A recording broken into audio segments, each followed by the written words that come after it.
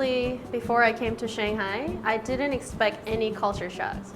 Because I grew up in Korea. I spent 2/3 of my life in Korea, which I thought maybe it will be very similar to Korean culture. But then I came to Shanghai and I had to go through real culture shock like every day. Like for example, I don't have any hard feeling against Chinese people or Chinese culture. But you know, people spit everywhere, people push you. You know, I had to wait in a line to get in my subway, maybe like during the rush hour for 30 minutes because I couldn't get in, you know?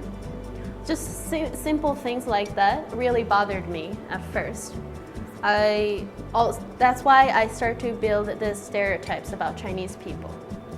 Why are they so ignorant? Why can't they, you know, do certain things in this way? The way that I'm very used to. But then after I spend more time and then maybe meet more Chinese people and talking to them, really change the way I think. It's part of their like living, and then part of their the environment that they grew up. Because there are so many people all the time, and then obviously sometimes the space or like the resource itself is limited. So in order to get what you want, you have to think about yourself first. So I think that was the biggest culture shock that I had to go through. I think time is what it really matters. You really have to spend some time and then give yourself time to adjust to a new environment. And at the same time, you have to experience. Me going to the supermarket, like a really, really tiny supermarket on the street. When I barely spoke Chinese, I had such a hard time. Like I had to use all the body language to just buy like one apple.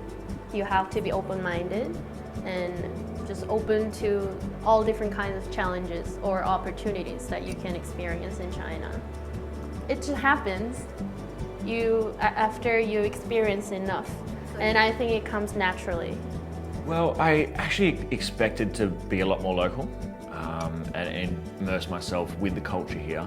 However, I think what most expats tend to fall into, and it can be a good thing at the start, is finding the right community and safety net around you here in Shanghai. So it's a city full of great community groups, whether it be through your chambers of commerce, sporting teams, or just making lots of different friends through networking and going out. They're your backbone at the start, and they're the people to bounce off. And I always recommend when new companies or new people are entering the market here, they need to talk with people and they need to find out, what people have done in the past and listen to their experiences, because expats have been coming here for a long time and there's a lot of collateral and people with experience here that can help you from making the mistakes that we all tend to do when we first come here. The biggest advice I can give is be patient.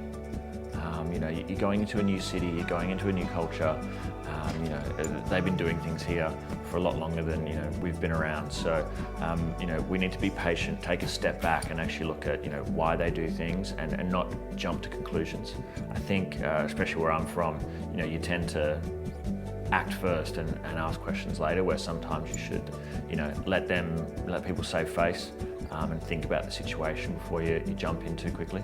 I had traveled to China for about 10 years before actually moving here, and as traveling you don't realize the cultural shocks or the differences, but when you're here and you start becoming more established, the culture differences are quite obvious.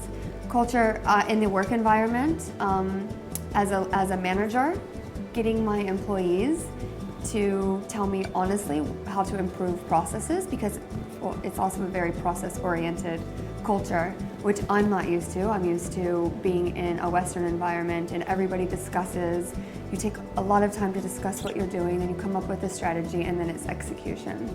But here it's just process. I don't have anybody to discuss my strategy with. And when I do, it's because everybody wants to save face. It's not just about saving face for yourself, but they want to respect me and allow me to save face. And they think if they say something, if my team says something that is against what we're doing now or against a decision that I had made in the past, that could be wrong, very well could be wrong, it's hard to get them to tell me that and to improve anything because they are respecting me and wanting to save my face, which I didn't even know I had. Time. Once you've invested time in the people and they understand your work style, then they can start adapting, but you'll never get the same place. But now I understand that they won't tell me in front of other people what they think is wrong.